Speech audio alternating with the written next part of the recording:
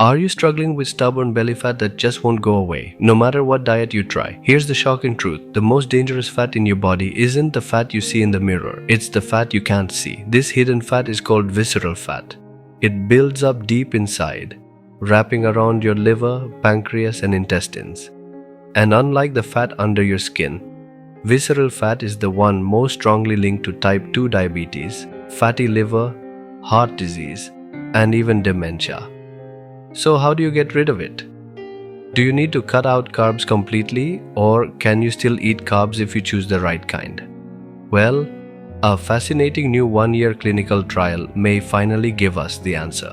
And the result may surprise you. Stay with me, because in this video we'll break down 1. What visceral fat really is and why it's so dangerous. 2. The head-to-head trial comparing low-carb versus whole-carb versus processed carb diets. 3. The real secret to reducing visceral fat that most diets never mention. 4. And finally, how you can apply this in your own life starting today. Stage 1. What exactly is visceral fat? Let's start with the basics. Not all fat in your body is the same. Subcutaneous fat is the soft fat under your skin. You can pinch it on your belly, thighs, or arms. It's not always pretty, but it's less dangerous. Visceral fat, on the other hand, is the fat stored inside your abdomen, wrapped around your internal organs. The reason visceral fat is so harmful is that it doesn't just sit there. It's biologically active. It pumps out inflammatory chemicals and hormones that interfere with your body's metabolism. This leads to insulin resistance, high blood sugar, high blood pressure, abnormal cholesterol, and a much higher risk of heart disease and type 2 diabetes. That's why doctors say it's not just about looking slimmer. Reducing visceral fat can literally save your life. Stage 2. The big question, carbs or no carbs. For decades, people have argued about the best diet for fat loss. One side says cut the carbs. Carbs spike insulin. Insulin stores fat. Get rid of carbs and your body burns fat instead. The other side says it's not about cutting carbs, it's about choosing the right ones.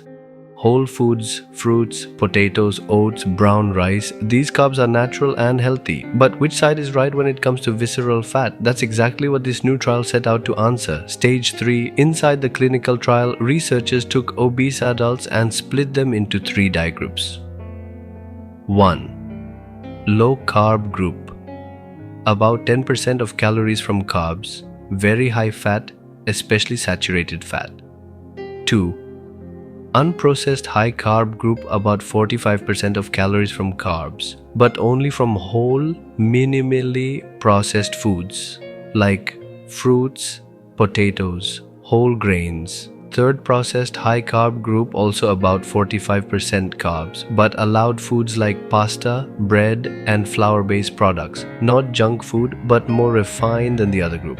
Every group was assigned roughly the same calories and the same protein intake. Everyone was told to eat lots of fruits, vegetables, fish a couple times a week, and to avoid sugary drinks and artificial sweeteners. This is important. All 3 diets were built around whole foods, not junk. That alone makes the study different from most. The trial ran for 1 full year, and the results were fascinating. Stage 4. The results. What happened after 1 year? So, what happened to visceral fat? At the 6-month mark, all 3 groups saw about a 15 to 20% drop in visceral fat. That's a very respectable reduction. The processed carb group lagged slightly behind, but the difference wasn't dramatic. At the 1-year mark, the results held steady. Again, all 3 groups had less visceral fat, less liver fat, smaller waist, and lower total body fat. The differences between the groups were surprisingly small. Here's the key point. The low carb group lost visceral fat. The whole carb group lost visceral fat. Even the processed carb group lost visceral fat, though not as much. In other words, it wasn't the carb content that mattered most. The most important factor was that all 3 groups were eating mostly whole, real foods, not ultra-processed junk filled with added sugars and refined oils. Stage 5. Why did all diets work? So what explains this? The answer is surprisingly simple. Weight loss itself drives visceral fat loss. When you lose fat overall, your body doesn't just shrink the fat under your skin, it also burns the dangerous fat around your organs. And how do you lose weight? By creating an energy deficit, either by eating fewer calories naturally or by choosing foods that keep you full and satisfied. In this trial, the whole carb group naturally ate about 300 fewer calories per day without even trying, probably because whole foods are more filling. The low-carb group reduced hunger by cutting carbs, which also worked. The processed carb group didn't cut as many calories, which may explain why their results were slightly weaker. So the big lesson is this: there's no single perfect diet. Different approaches can work as long as they are based on real whole foods and are sustainable for you. Stage 6. A few extra insights. Now, there are some nuances worth pointing out. 1. Fat quality matters. The low-carb group ate a lot of saturated fat, around 30% of calories. That's very high. Other studies show that unsaturated fats like those from olive oil, avocados, nuts, seeds, and fatty fish are even better for reducing liver fat. If the low-carb group had focused more on these healthy fats, the results might have been even stronger. 2. Sustainability is the real key. At the start, low-carb had the best adherence, but by 1 year, many people had dropped off and adherence was similar across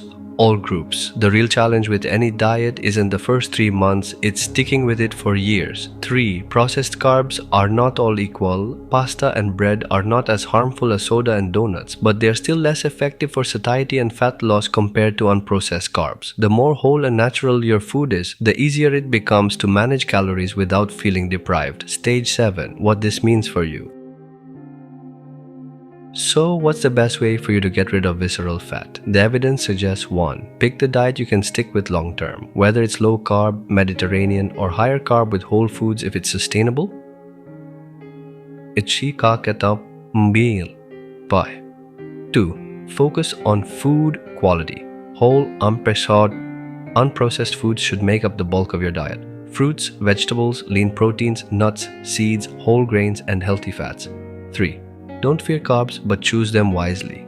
Brown rice, oats, potatoes, beans, and fruit are not your enemy, but ultra-processed carbs with added sugar are. 4. Prioritize protein and fiber. These nutrients keep you full, reduce cravings, and make fat loss easier. 5. Think long-term.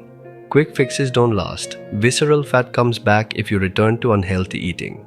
The goal is steady habits you can keep for life.